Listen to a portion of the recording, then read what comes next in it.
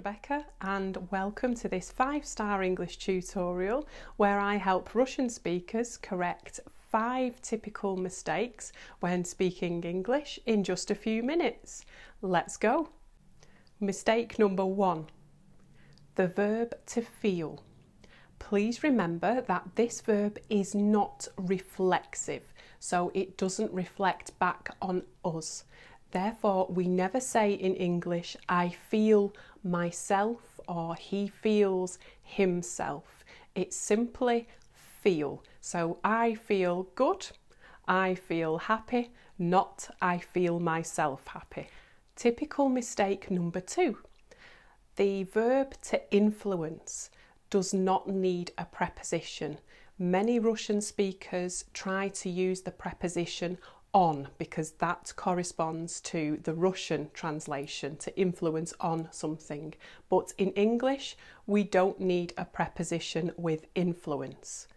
For example, the weather influences my mood, not on my mood. Let's use the preposition on to help us correct typical mistake number 3. So in this case, look at the verb to spend. We can spend time, money, but what is the preposition that we need? Yes, it's on. So spend money on, spend time on something, not for, which is the usual mistake I often hear. So I spend a lot of money on chocolate, for example. Yes, it's true. Typical mistake number 4 is concerned with the word news. Now, I know in English this word ends in S, and S is usually our plural form, but news is not plural. So we don't say these news, we say this news. We treat it as singular, it's one. And finally, let's correct common mistake number 5.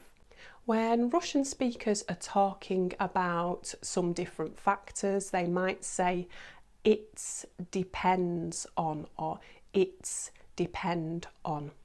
I just want you to use the S with depend. Remember to say it depends on, and you've got it right. And that's it. You've just corrected 5 typical mistakes that Russian speakers of English often make when learning the language. So well done, and thank you for joining me for this tutorial. Keep watching for other tutorials from 5-star English, which will help you fix your typical mistakes in just a short time.